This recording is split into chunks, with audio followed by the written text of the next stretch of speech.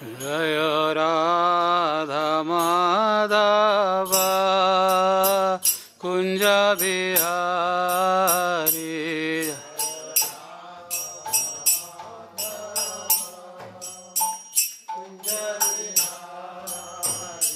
Jaya Gopi Jana Vallabha Girivaradhari Jaya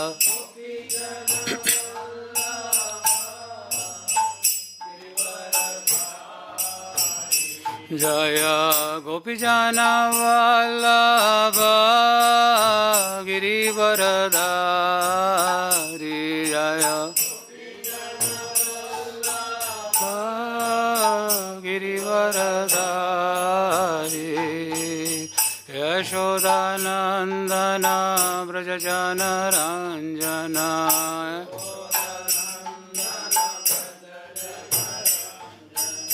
Yamuna Tira Vanachariya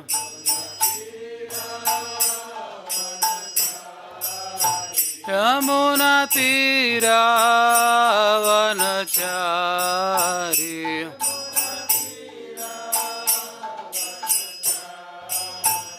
Jaya Radha Madhava Kunja Bihari Jaya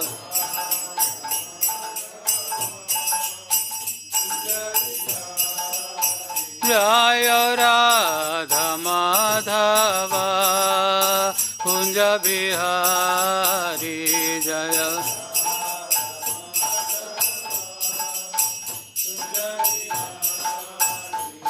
Hare Krishna Krishna Krishna Hare Hare Hare Rama Rama Rama Hare Hare Hare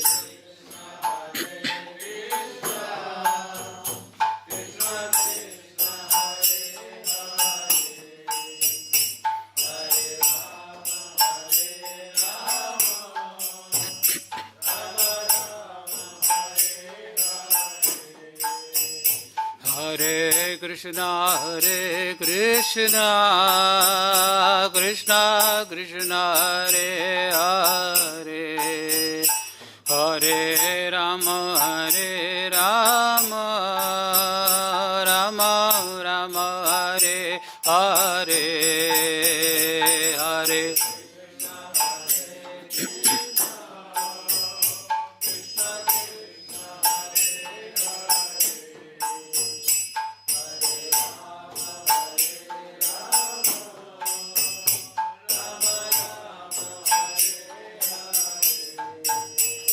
Hare Krishna Krishna Krishna Hare Hare Hare Rama Rama Rama Hare Hare Hare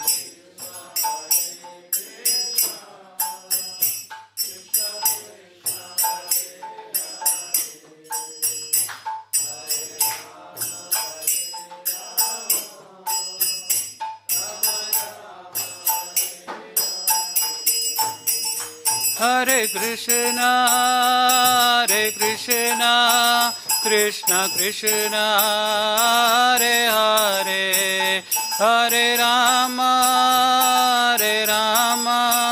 Rama Rama Hare Hare Hare Hare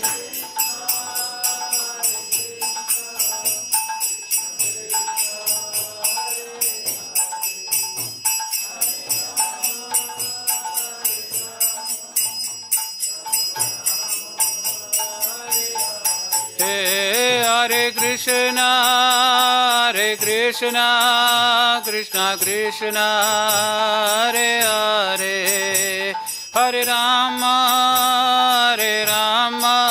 Rama Rama Hare Hare Hare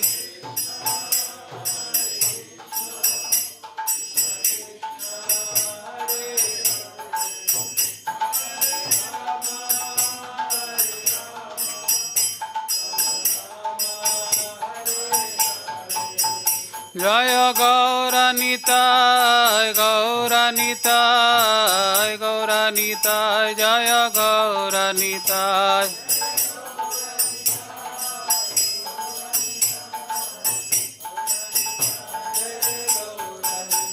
Jaya Krishna Balaram, Krishna Balaram, Krishna Balaram, Jaya Krishna Balaram.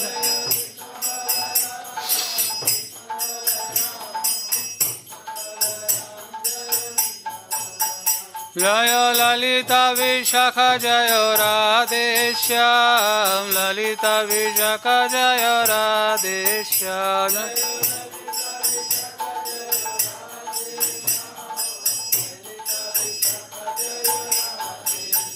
Jaya Jaya Prabhupada, Prabhupada, Prabhupada, Jaya Jaya Prabhupada, Jaya.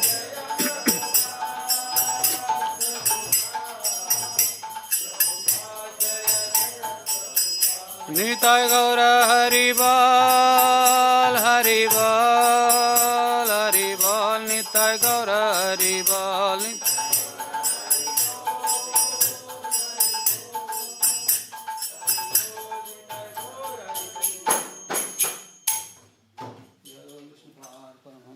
Parivaragacharya Sadhus Divine Grace Bhaktivedanta Swami Srila Prabhupada Ki Om Vishnupad Paramhansa Parivaragacharya Sadhus Divine Grace Bhakti Siddhanta Saraswati Goswami Maharaj Srila Prabhupada Ki Ananta Koti Vaishnavrinda Ki Namacharya Srila Sudas Thakur Ki Prem Se Gho Jai Shri Krishna Chaitanya Prabhu Nityananda Shri Advaita Gadadhar Shivasadi Gaur Bhakta Vrinda Ki Shri Shri Radha Krishna Gopa Gopinath Shyam Kund Radha Kund Giri Govardhan Ki Shri Vrindavan Dham Ki Shri Mathura Dham Ki Dwaraka Dham Ki Jagannath Puri Dham Ki Mayapur Navdip Dham Ki Ganga Mai Ki Jamuna Mai Ki Bhakti Devi Ki Tulsi Devi Ki Jai Samaveta Gaura Bhakta Vrinda Ki Jai Nitai Gaur Premanande.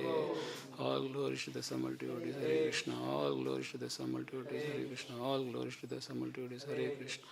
All glories, all glories, all glories to Shri Guru and Shri Gauranga. Om Namo Bhagavate Vasudevaya.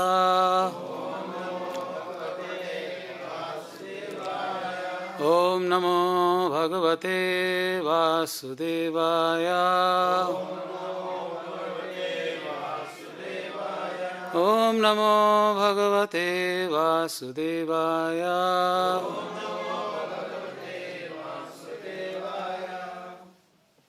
So today we are going to read verse 47, chapter 18, title The Perfection of Renunciation. So Mukundata Prabhu, yesterday he took till 46, right? Okay. śreyān sva-dharmo viguṇaḥ para-dharmāt sva-anuṣṭhitāt svabhāva-niyatam karma kurvan āpnoti kilbiṣam śreyān sarva-dharmo viguṇaḥ para-dharmāt su-anuṣṭhitāt svabhāva-niyatam karma kurvan āpnoti kilbiṣam śreyān sva-dharmo viguṇaḥ para-dharmāt su-anuṣṭhitāt svabhāva-niyatam karma kurvan āpnoti kilbiṣam.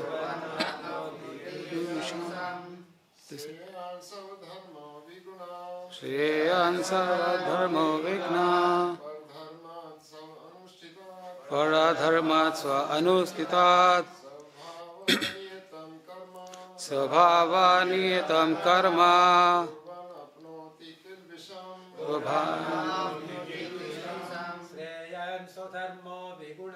śreyān sva-dharmo viguṇaḥ para-dharmāt sva-anuṣṭhitāt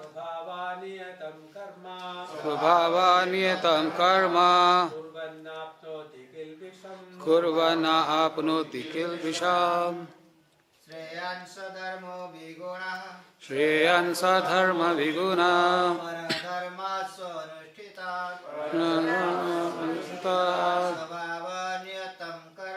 svabhāva-niyatam karma kurvan āpnoti kilbiṣam viguṇaḥ para-dharmāt sva-anuṣṭhitāt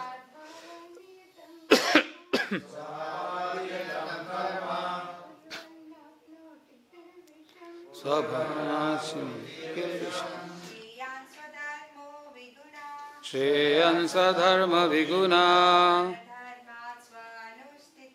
para-dharmāt sva-anuṣṭhitāt svabhāva-niyatam karma kurvan āpnoti kilbiṣam. Word to word translation. Śreyān, better.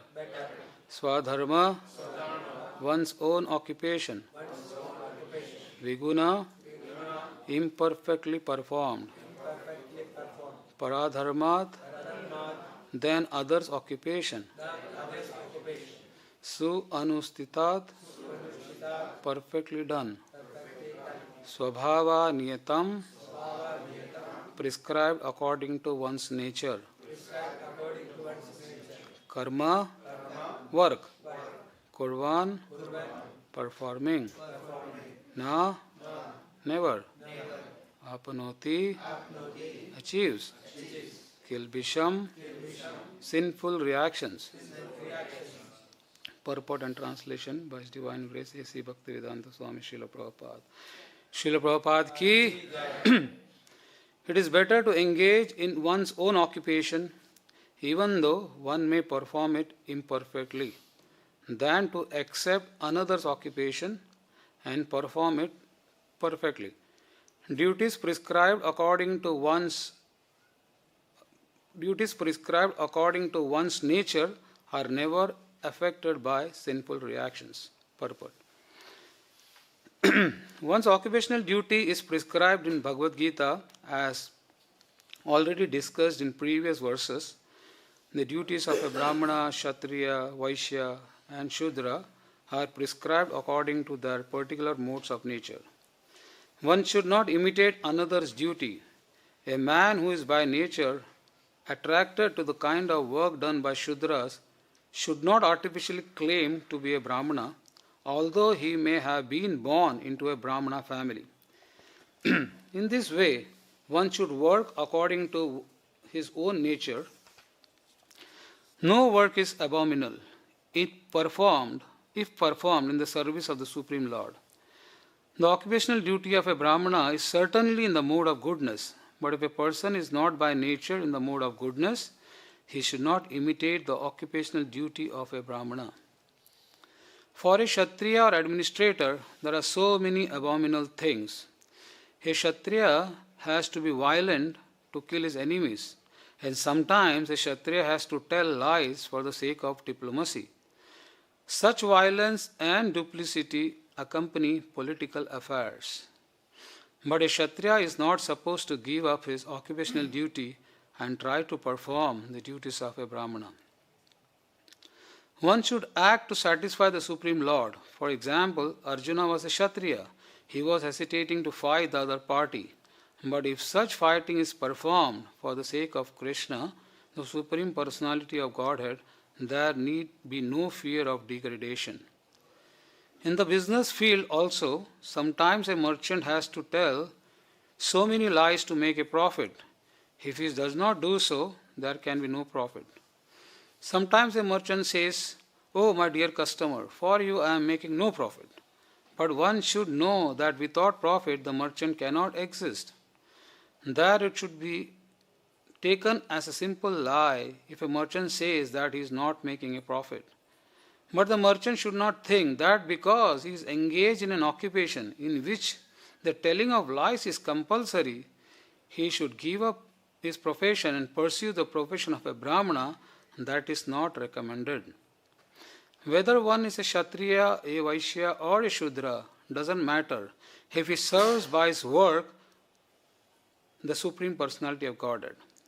Even brāhmanas who perform different types of sacrifice sometimes must kill animals because sometimes animals are sacrificed in such ceremonies. Similarly, if a kṣatriya engaged in his own occupation kills an enemy, there is no sin incurred. In the 3rd chapter, these matters have been clearly and elaborately explained. Every man should work for the purpose of yajna or for Vishnu, the Supreme Personality of Godhead. Anything done for personal sense gratification is a cause of bondage. The conclusion is that everyone should be engaged according to a particular mode of nature he has acquired, and he should decide to work only to serve the supreme cause of the Supreme Lord. It is better to engage in one's own occupation, even though one may perform it imperfectly, than to accept another's occupation and perform it perfectly. Duties prescribed according to one's nature are never affected by sinful reactions. Om Jnanatimandasya Jnananjanaschalaya Chakshorunmilitam Yena Tasmai Shri Gurave Namaha.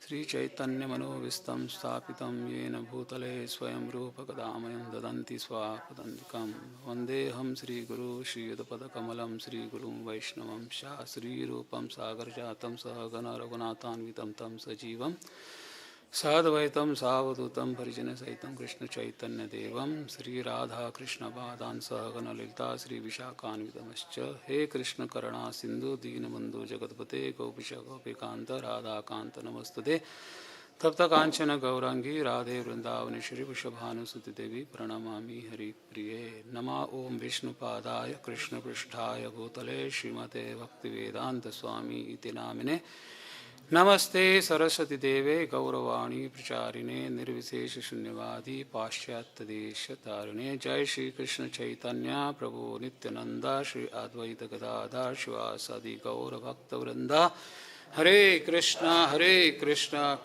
Krishna Hare Hare Hare Ram Ram Ram Hare Hare.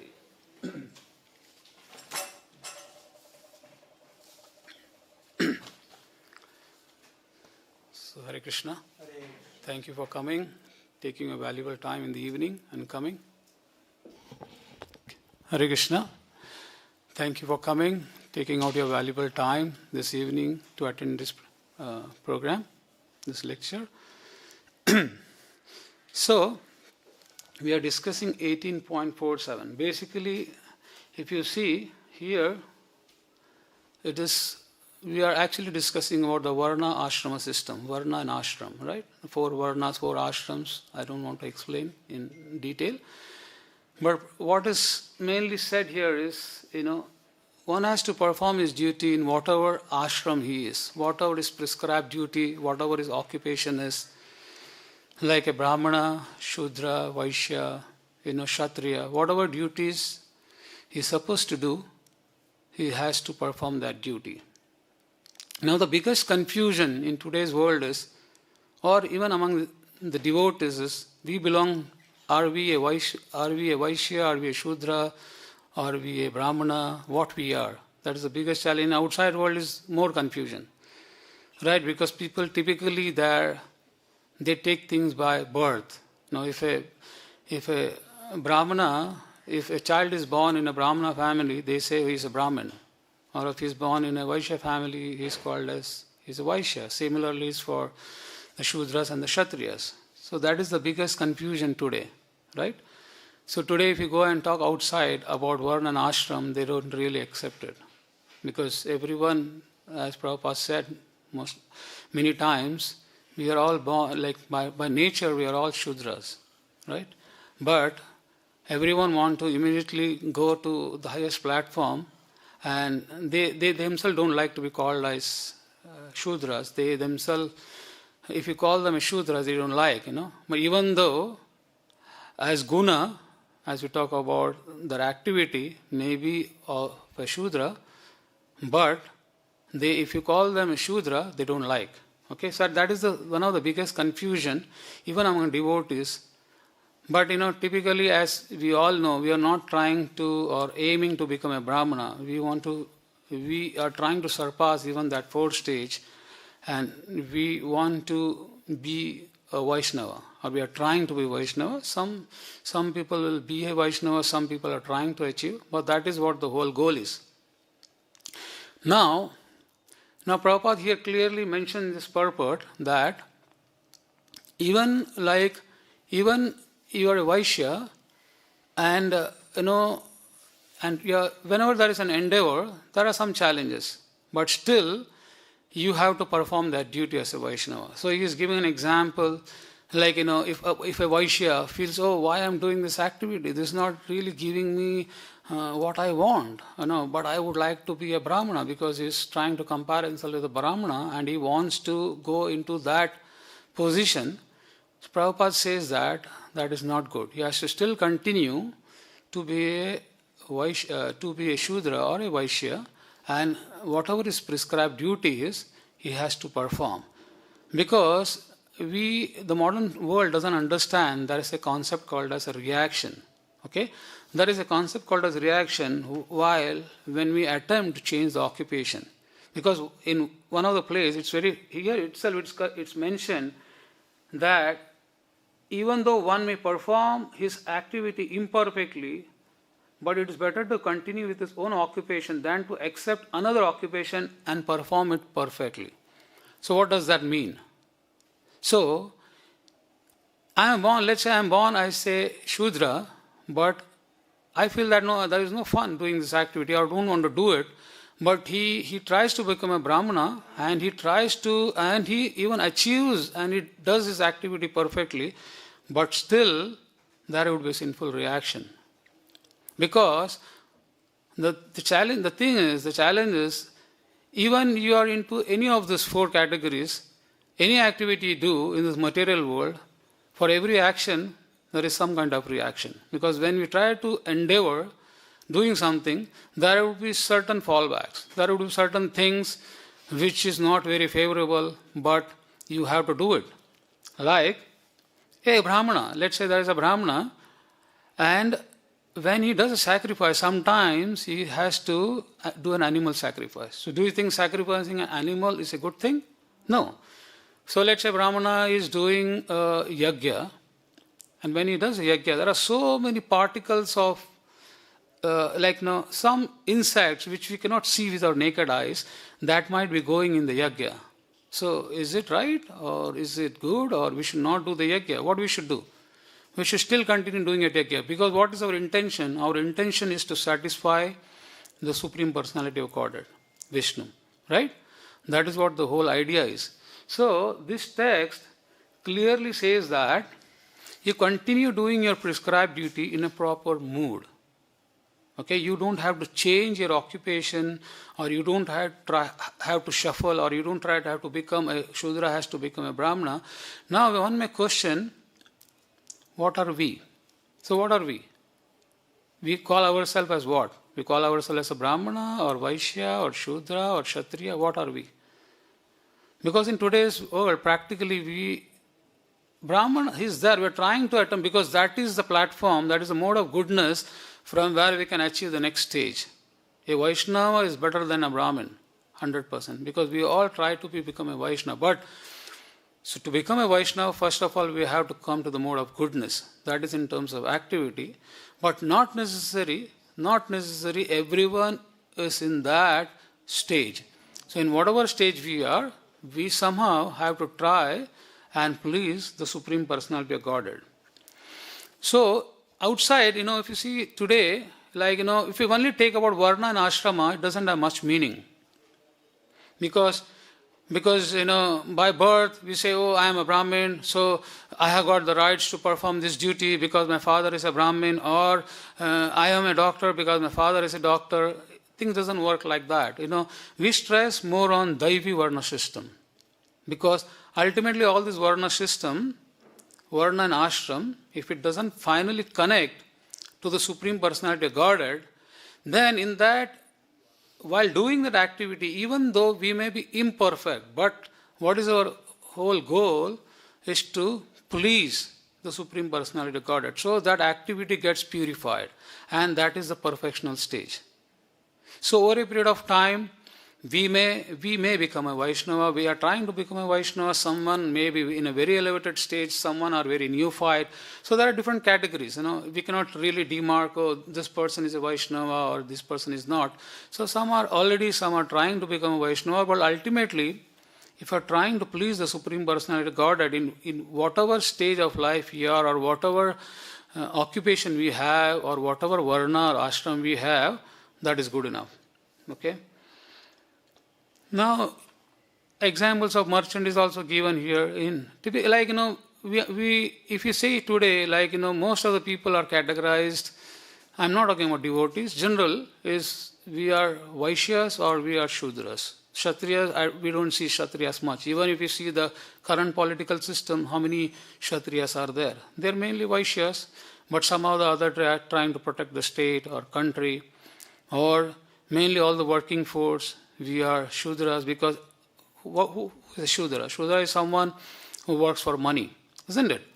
So if you see our body, it's categorized like the head is considered as to be the Brahman, the hands are the Kṣatriyas, the belly is the Vaiśyas, and the legs are the śūdras. Okay?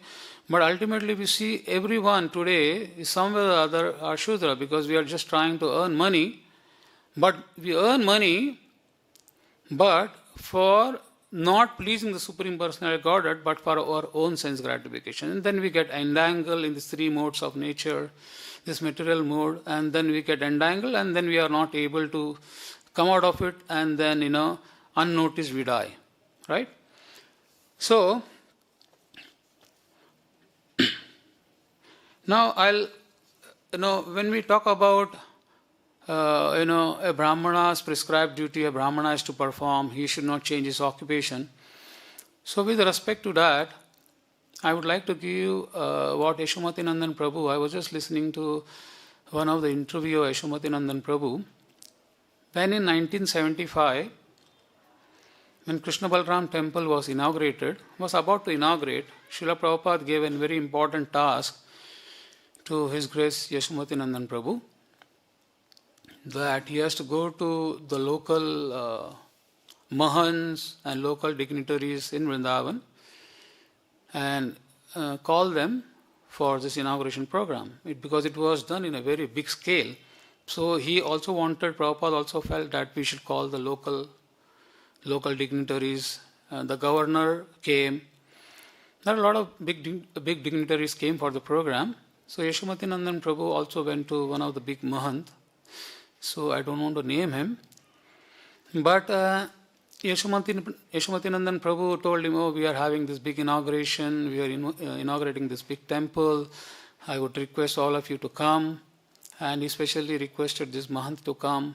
So somehow he didn't actually reciprocate it. He didn't talk with Yashomati Nandan Prabhu. He was bit reluctant to communicate with him. So Yashomati Nandan Prabhu felt there is something wrong. So he asked, why? What's the problem? He said, no, I'm not much interested to come to this program, because Prabhupada, Srila Prabhupada, he gave Brahman Diksha to a lot of Westerners who are actually not by birth Brahmana. They are not by birth Brahmana. So how can Srila Prabhupada give Brahmin threads to these Westerners? So, and at that time, Yashomati Nandan Prabhu, he quoted one sloka from Srimad Bhagavatam 7.11:35.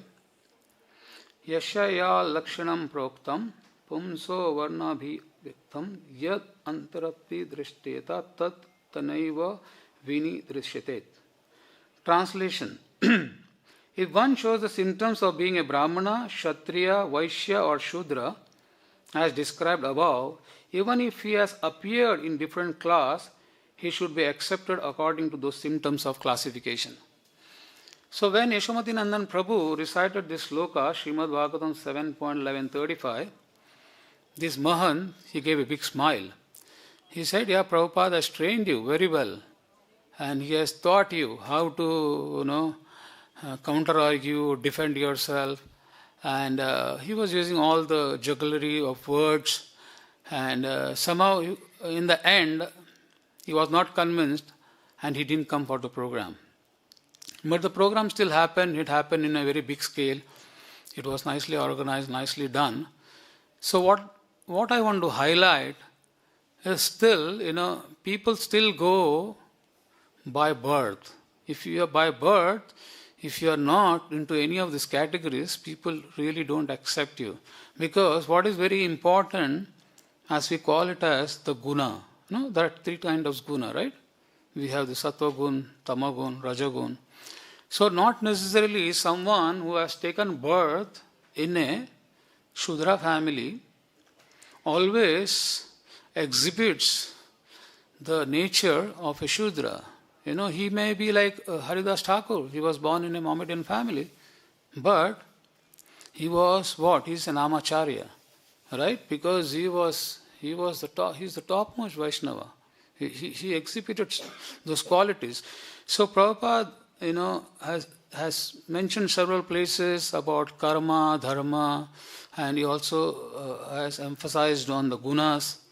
So what is very important is, rather than looking at these different occupations or different varna and ashram, if someone exhibits, even though he's in a very low caste, but if he exhibits the guna of a brahmana, then he's a brahmin. Then he's a true brahmin. It's not brahmin by birth, he's brahmin by the gunas. Sometimes we generally say, uska gun acha hai. Generally when you speak in Hindi, we say, oh, ye Prabhuji ka gun acha hai. So when we say gun means we are talking about the mode of goodness, right? We may not say, oh, this person's iska guna acha hai. We may not actually talk about passion and ignorance. But purely if you talk about, in today's world, there is no one actually you can categorize as he's in mode of goodness, or is in mode of passion, or is in mode of ignorance. It's actually a mix of all the three. A person may exhibit different nature at different times. Sometimes he in mode of ignorance, sometimes he in mode of passion, sometimes when he comes to temple, he's in mode of goodness. Coming to temple itself is mode of goodness. Right? Agreed or not? So this is what is emphasized in this specific sloka. Okay. Now I need to move to the next word as well, because actually I was supposed to give only 18.48, but I think yesterday Mukundata Prabhu only completed 4.6, so I just gave a summary of 4.7. So what I will do is I'll quickly read 8.48 and I'll read the purport and translation, then we'll discuss, and then there will be question and answer session. Okay? So I'll quickly go through 4.8.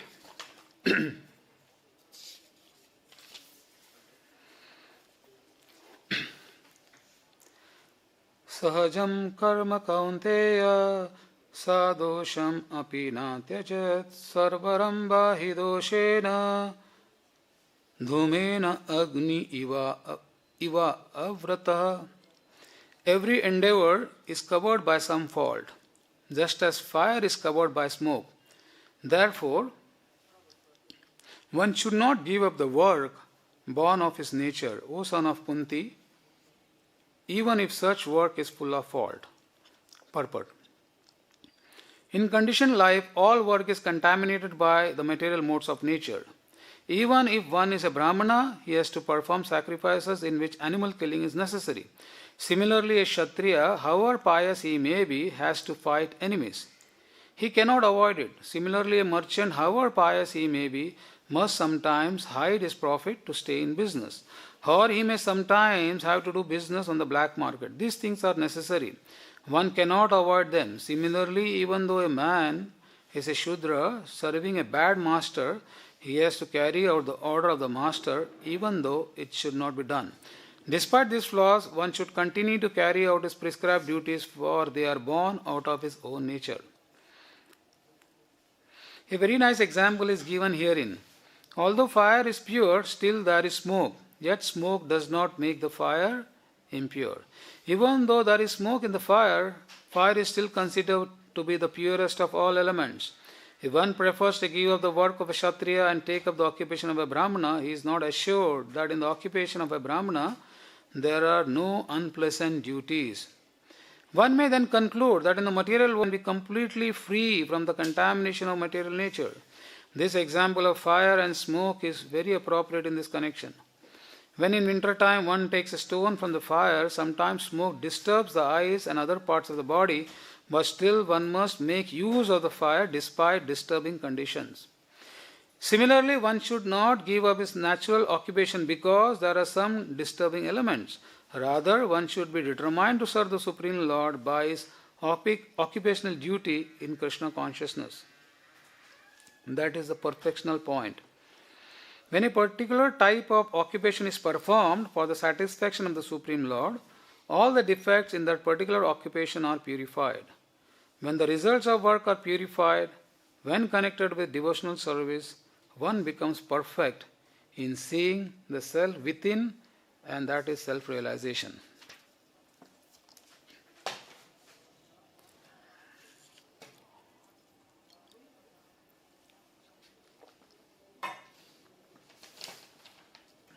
Okay. Here Prabhupada is saying, or the purport clearly says, about fire and smoke. So how many people have an experience of fire? Of course, fire everyone has, about the smoke. Because typically in our house, we have the system where you just lit the fire and the fire comes. But does the smoke come? Not really, right? So if you see, generally smoke comes when? In a fire, typically when we use a wood or some kind of thing. Otherwise, you don't see it's not everyday, it's not something you see every day in a fire, that is smoke, but there is a smoke.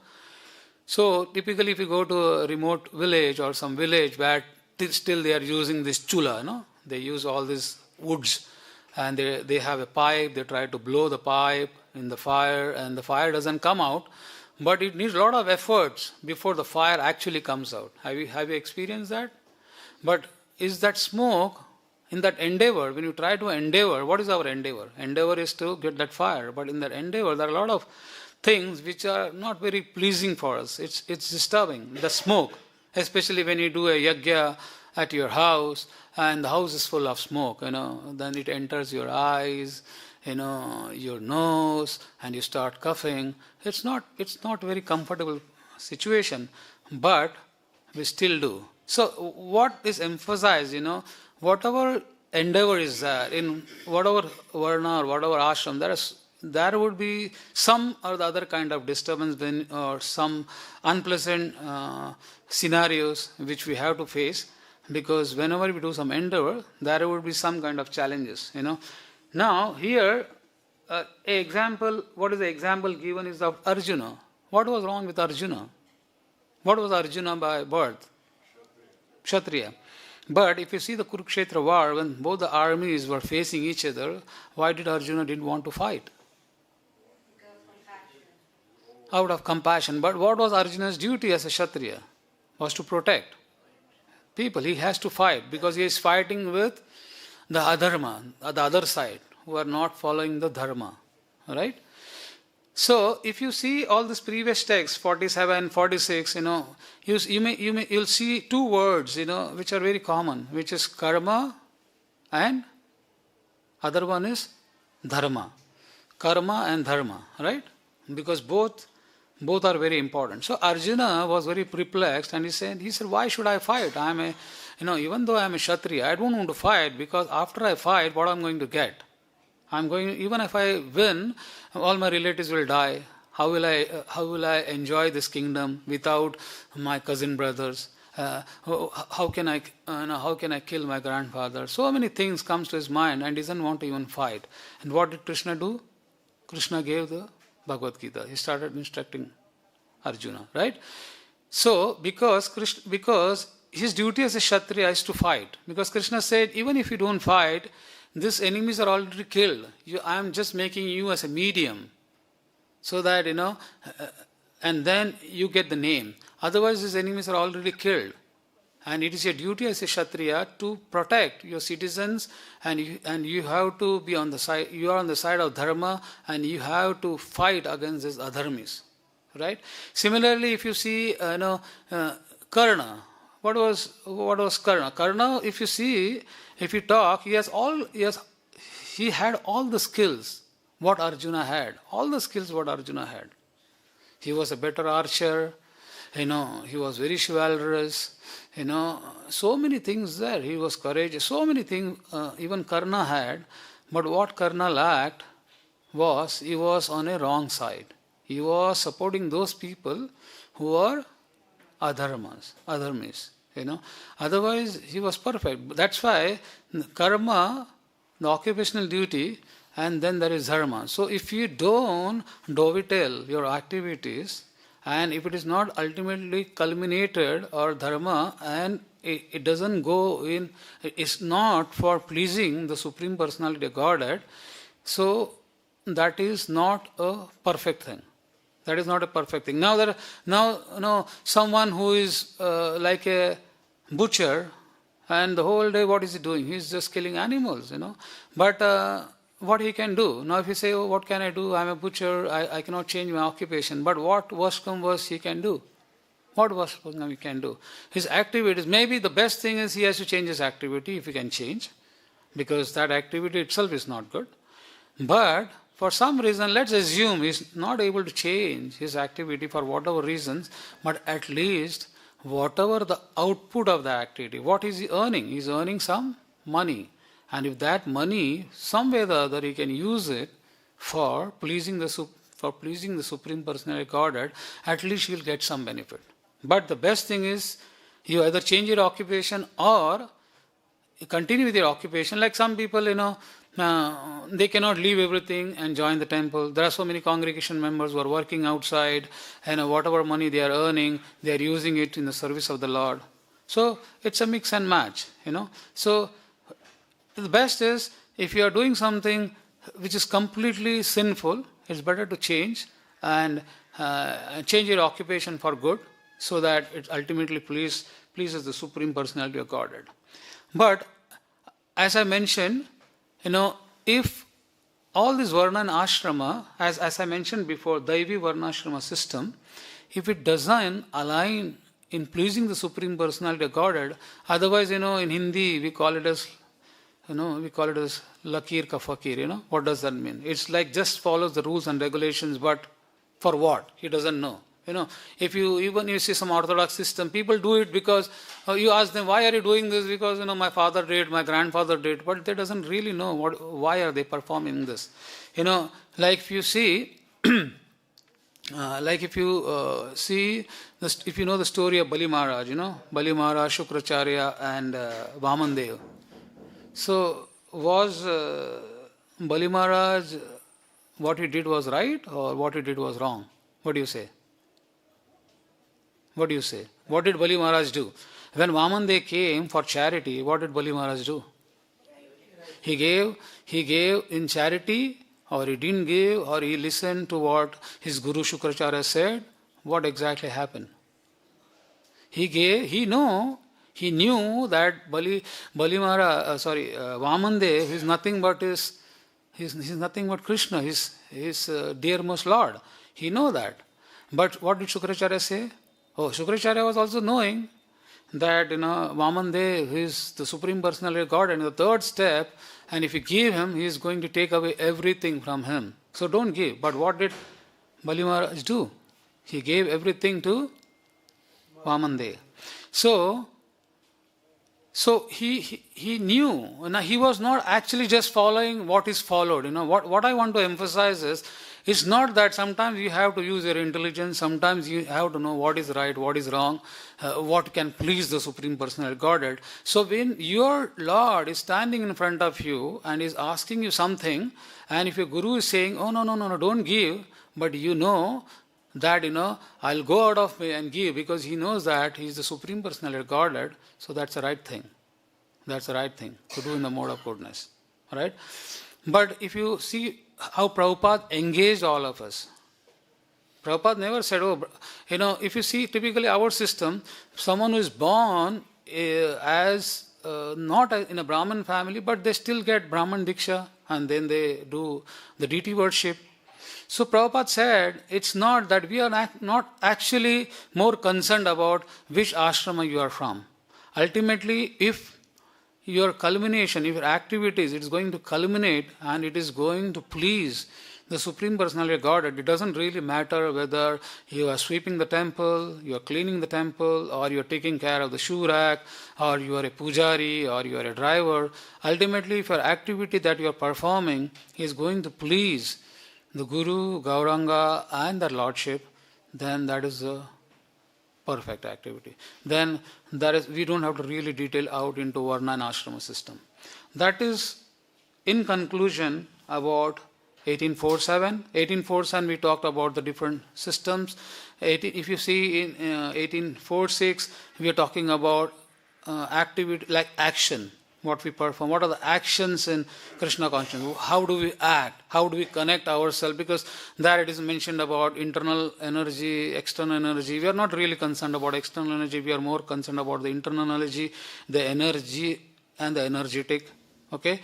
Then we talk about the different, the four stages, the four Varna systems, and Prabhupada emphasized that we have to really focus on our specific Varna and do what activities are prescribed, even though that activity is going to bring incorrect results and there will be challenges, but still we need to continue doing that.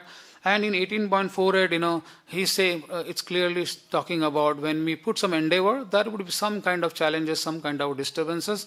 But ultimately, that endeavor, if that is going to satisfy the Supreme Personality of Godhead, then we should continue doing that. And, while doing it, if you see Srimad-Bhagavatam, it begins, Bhagavatam begins with that, what is that will satisfy the Lord? We talk about Haritoshanam. Haritoshanam is what? Satisfying the Supreme Personality of Godhead. So it said that the highest perfection one can achieve by discharging the duties prescribed for one's own occupation according to caste divisions and orders of life is to please the Supreme Personality of Godhead, Haritoshanam. So whatever activity we do, if it can please the Supreme Personality of Godhead, then we are on the right track.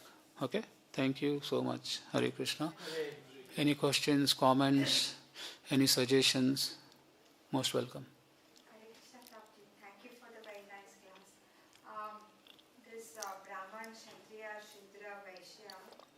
So this is not for us, right? We as aspiring devotees.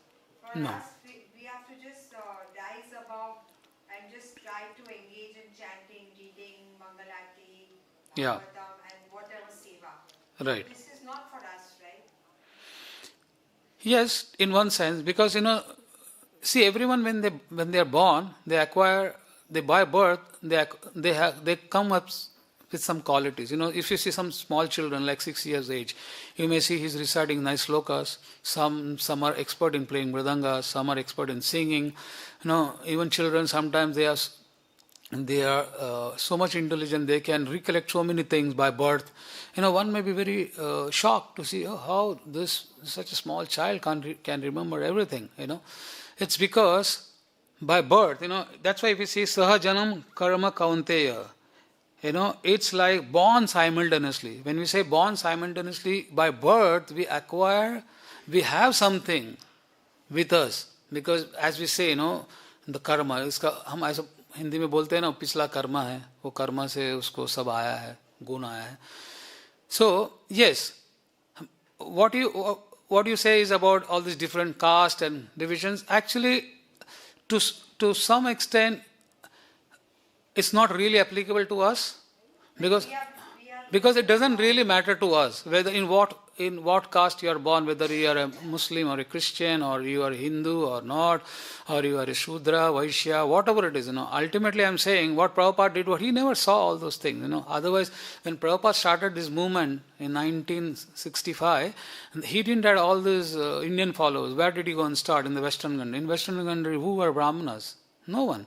So, ultimately, they came to a platform.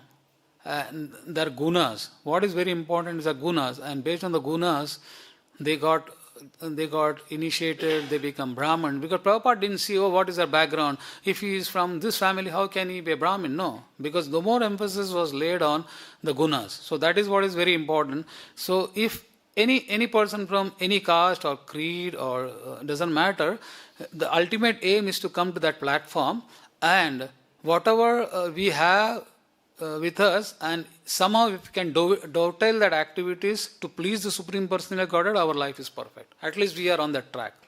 That's important. Any other question? Any comments?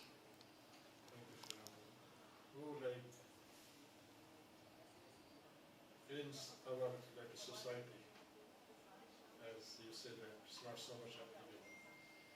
And ultimately, whatever the Guru says, then we have to do that. That is the perfection of life. Either your brahmanical quality or whatever quality you have. But in case of society, they sometimes Guru is not directly giving you some instruction. So you have been engaged in some services, which may not be according to your nature. Right. Nature. Right. And then the person who is engaged, he is also struggling, and authorities also seeing that person is not doing things okay. So in that case, what a person should do? See, typically that's what I'm saying. I'll give you my example, okay? When I came here in 2017, before that I never ever worked for temple, never did any service, because I used to go only during festivals, and whatever service I used to get, most of the service was prasadam distribution. You all know, there's a big festival, there's a lot of people coming, now you serve the life members or serve the VIPs. Well, that was okay, because we never had time. We are working from Monday to Friday, we only had Saturday and Sundays and some holidays. Right, but when I came here, I had a big question mark. What I will do? Because I don't know any activities of Brahmana, nor I am and what I will do here. But then I was thinking, even though I am born in a Brahman family, but by profession I am a software engineer. I did my IT. Then I said, can I do something for the temple in IT? Because that is what my skill is. If someone is a painter, they may think, I can paint something for the temple. So I said, okay. Then I was very lucky that I got in association with Devi Shakti Mataji and then Panchagoda Prabhu, and they really helped me. And then I said, okay, I want to do some service for Krishna. It doesn't really matter whether I'm expert or not expert, but at least I'll get some satisfaction because I'm rendering some service, even though I don't have much knowledge about how the temple functions, But I personally feel that if you are in a situation where you feel, this activity doesn't really suit me, but I am doing it. Because sometimes when you work in a corporate, not necessarily you are surrounded with devotees. You are in a very uncomfortable position. But what you will do? You cannot say, you are all non-devotees, I will not talk with you. The whole idea is we have to give association. We should not take association, because sometimes when you start giving association, they change. And sometimes when they see your practices, how strong you are in Krishna consciousness, you don't change. They may try to change you, but you don't change. Then they feel there is something very good about this movement. I also want to taste it. This is how I actually came in Krishna consciousness, because one of my friends, when I said, I want to see how this person has changed. And then I said, and I always say, this is like one-way traffic. Once you come in, you cannot go out. It's very difficult. Even you try to go out, somewhere someone will say Hare Krishna sometime, and then you will remember everything what has happened. Somehow you'll try to get connected to some temple, or that's very natural. When you happen to see some devotee, you may not be in that moment, but when you happen to see some devotee, there is a flashback. You start to remember everything. So that is the power of association. So yes, it's the best use of the bad bargain. What we can do? We are here. We are in this material world. Somehow we have to balance ourselves. So how do you do it? So as we can always remember Krishna, never forget Krishna in every circumstances. And whatever best, whatever abilities, whatever skills we have, we try to employ those skills in the service of the Lord, and ultimately whatever results Krishna has to give, will give. But what is very important is our internal satisfaction. If we are satisfied in doing that service, and actually doesn't really matter, yes, of course we have to do the skill mapping, otherwise that person has, he has a lot of skills, and if you ask him to keep the chapels, but that is also a service. But we are not reached to that platform. So initially we may be very reluctant, but the day will come when you know that this service and that service, there is no difference. Because ultimately that service, if Krishna is pleased with that service, what is wrong in doing that service? But it may take some time. But gradually over a period of time we'll come to that. Anything else?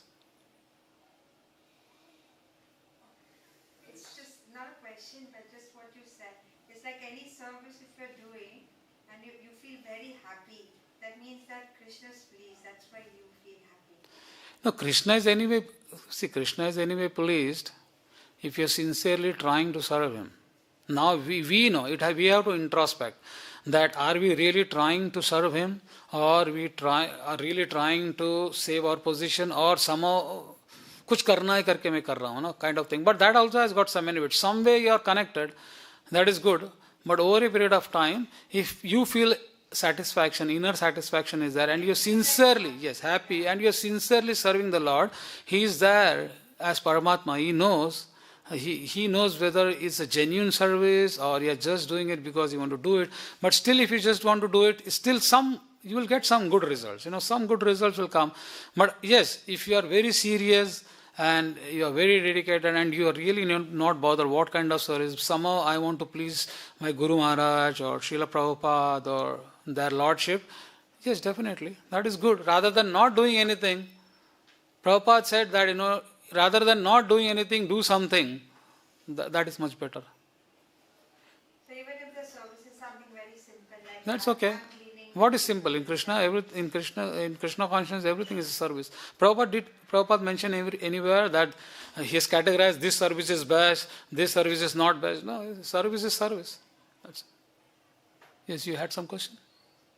I can see some reason that somebody take birth in a family of brāhmaṇa or śūdra or kṣatriya because his previous life activities. Yeah, typically it is previous life. Because it says that, if let's say we are devotees and we are trying to please the Supreme Personality Godhead, for some reason there is a fall down and we just leave this body, So Prabhupada says that if you become a devotee, he says that if you sincerely even chant one round, you get a lot of benefits. So next birth, that is guaranteed that you may take a birth in a Brahmana family or in a very rich aristocratic family. From there, you can start your devotional life again. Because devotional life it's never reset. Whatever you do this life, if you do 20%, from next life, you'll start from 21%. There is no loss. But if you don't do any devotional service or you're not connected, and you just work, and you die unnoticed, you have to start everything back because you are not accumulated any, as Janardhan Swami always calls, spiritual points. You have not accumulated any spiritual points. So you need to have this point, spiritual point. So when you have this, it doesn't matter, it doesn't matter what happens next life because there is guaranteed that you will take birth in some Brahmana family from where you can start your Krishna Bhakti, or you may be born in a very rich family where you don't have to really worry about the basic necessities of life, and you will get all this facility to do your devotional life, and you may just enjoy, you may just enjoy your devotional life because you really have to worry about, what will happen to my food, clothing, shelter. That is guaranteed. So that is the advantage of in association with devotees. That's very important. Leaving your body in Vrindavan? Huh? Leaving your body in Vrindavan? Yeah, that is, I really don't know. But it's mentioned that, it's also written in Shastras, once if you leave your body in Vrindavan, you go back to Godhead. But then so I'm not very sure if a karmi who is in Vrindavan, he comes to, but the thing is, if he's a karmi, he will never come to Vrindavan, So it's a very twisted one. So I really don't know the answer, but what I know, of after speaking with all, because this I had this question in mind, I checked with a lot of my seniors, and they said that, some says that after you leave this body, you will take one birth again in some animal species, but that is very short life, and then you'll go back to Godhead. Some says, oh, you die and you go back to Golok Vrindavan. So I'm not really, if you ask me personally, I'm not really worried whether I'll go back to Golok Vrindavan or not, because I don't know. But right now I'm enjoying, because this is also Vrindavan, this is also Golok Vrindavan. What is the difference between this Vrindavan and that Vrindavan? Here we have beautiful lordships, we are doing so many services, we have all the Vaishnavas around, we are hearing Radha and Krishna's name. This is as good as the Vrindavan. When you go to Golok Vrindavan, it's the same thing. What are we going to do? The same thing we are practicing here. It doesn't really matter. It doesn't really matter whether they're here or there. But yes, definitely everyone wants to go back and never come back. But if you ask me, I really don't know. But my understanding is when you leave this body, you go back to Godhead. But I'm not 100% sure about it. This whole varna system that you have almost feels like it's made for the male species. So when a female, obviously, she may not show traits of a kṣatriya, she may not show vaiśyas, but obviously, as we evolve, as society gets modern, you realize that women, in trying to be equal, are also imbibing all these qualities. So, should one think that when a girl child is born, she naturally imbibes the environment of her parents, and then when she gets married, she imbibes the ashrama of whoever she's married to? Yes and no, because typically, as I said, any child who is born is going to imbibe some natural qualities, inherent qualities. As I said, simultaneously it is born. And then the girl, especially with a girl child, she learns everything from her mother, father, brother, siblings, And once she's married and she goes to the husband's place, now it's very important that she follows all the instructions of the husband. Yes, definitely, if he's a devotee, then there is no challenge. If he's non-devotee, then there are challenges. But, what should I say? But she has to be always under some protection. She has to be under the protection of mother and father. When she's married, she has to be in protection of her husband. And then she has children. Then when she grows old, then she has to be in protection of the children. She cannot be just alone in the society. But when we talk about, if you see, actually by nature, there is one male, Krishna. We are all inferior. We are all Prakriti. So Krishna is the only enjoyer. It doesn't really matter whether it's a male or female, because ultimately the only enjoyer is Krishna.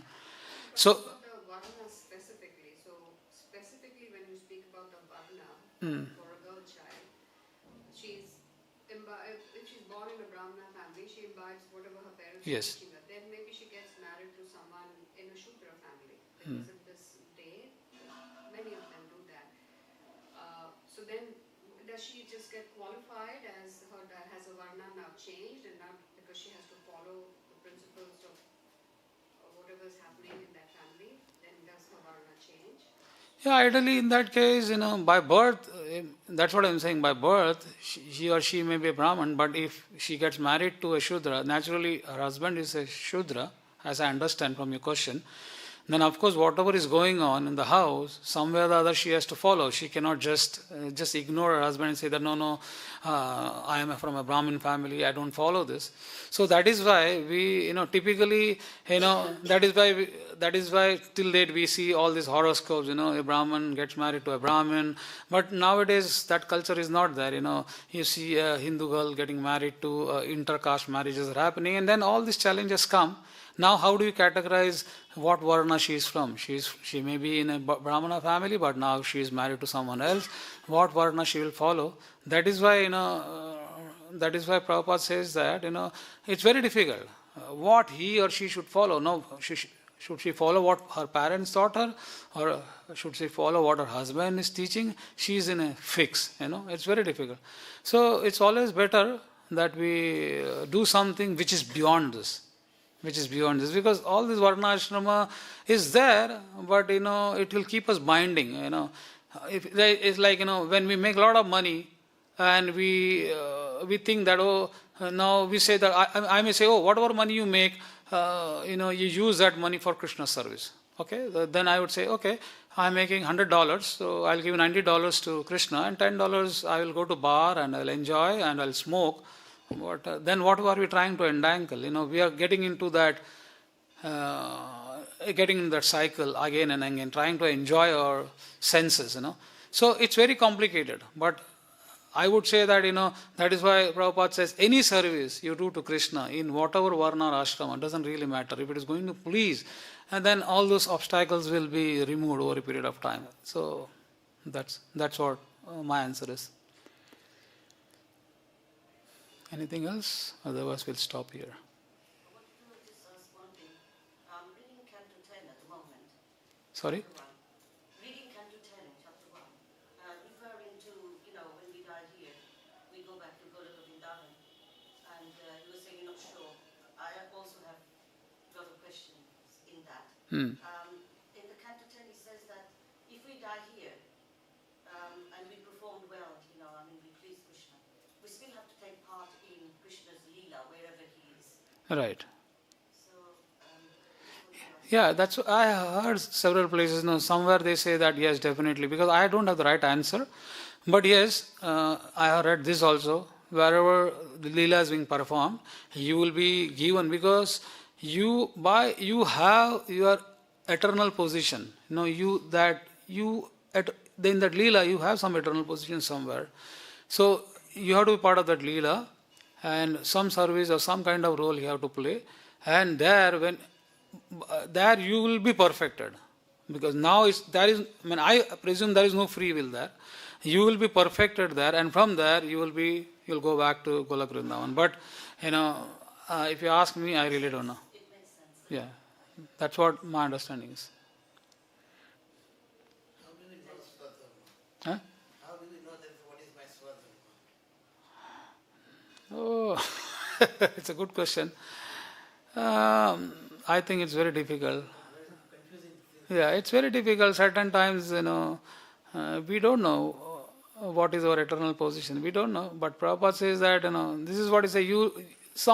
You connect yourself to Krishna and think about Krishna, remember about Krishna, and after this birth, and if you are purified, and if you are in that position where you will be transported back to Golok Vrindavan, you will go back to that eternal position. But if you ask me now, it's difficult. I don't know what is my eternal position, eternal position for us is just to serve the Supreme Lord. But what is my exact position, what I am in Golok Vrindavan? Because if I am something in Golok Vrindavan, from where I come back, and if I get that back, but I don't know what is that. Right now I don't know. But is that, you connect and you perform your devotional service, and you serve Krishna, serve the Vaishnavas, serve Guru, Gauranga, and then you go back to from where you have come, and then you get that position back. That's what I know. It's difficult,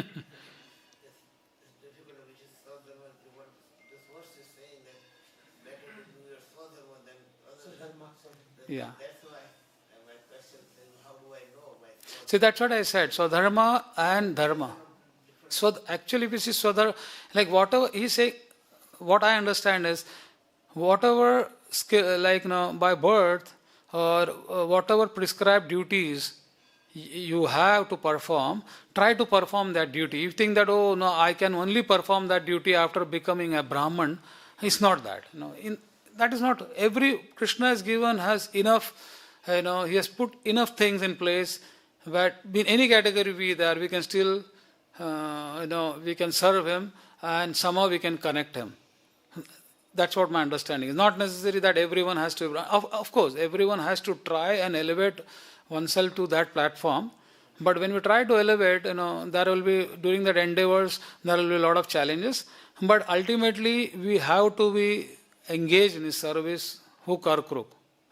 If you are engaged in his service, not this life, next life, because as I said, this never reset back to zero. One life, you will go back to him.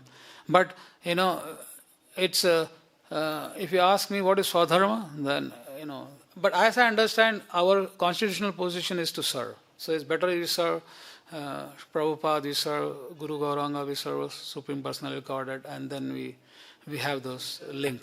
System established by Prabhupada in ISKCON, you can be put into any services, and in absolute state, all the services are equal. Exactly. Absolute condition, Right. Doesn't matter, a sleeper is also could be going straight down. Yeah, it's possible. We said that, when a dog can go back to, somewhere I read, even a dog can go back. What's the problem? That is why the karma and dharma both are parallel track, Only we keep doing karma, but it has got no link with dharma. That's why if you see Karna, as I said, Karna was excellent, everything is good, but he didn't follow the dharma. He knew that he's on the wrong side, he's supporting wrong people. But otherwise, he had everything, but he was not connected to dharma. He was doing adharma. And that is why if you see, his references is, but there are still so many arguments. Oh, Karna was very good. Why didn't Krishna support him? But Krishna says, Krishna comes, every millennium he comes for re-establishing the principles of religion. But he was irreligious. That is why He was loyal to his adharma. Karna was loyal to adharma. Yes. That was the problem. Anything else? You can stop here. Prabhupada writes about sva-dharma in the second chapter in the Purport, and he explains that your sva-dharma, that's the purpose of Guru in our spiritual life, because the Guru gives us the responsibilities and services that fit with us, and Guru's mercy can actually put us in a service that we're not qualified to do. Exactly. The example was given of the artists who were painting many of these DPT images. Some of them were not even artists, but by the instruction of Srila Prabhupada, they became capable, but they stayed determined to that instruction. And that Yes. became their That mercy factor is important. Yeah, because when Guru gives an instruction, he also empowers him. That's what, in those, when ISKCON, the early days of ISKCON, who had skills? No one had skills, but they all become excellent preachers, and they went to different parts of the world. They opened so many temples because Guru gave an instruction like, go to Japan. Why Japan? Why Pakistan? Why Russia? But when Prabhupada gave instruction, he also empowered them. Go, because Guru's mercy is there. So, as you rightly said, when Guru's mercy is there, there is a lot of empowerment also, and then everything feels like it's so easy. It's like a cakewalk. But yes, because Guru's mercy is there. That's important. Okay? So we'll stop here. Thank you so much. Hare Krishna. Panchakalpatarubhyascha kripa sindhuvaya vacha tanam bhavani vayo vaishnavaya namo namaha. Jagadguru Sriram.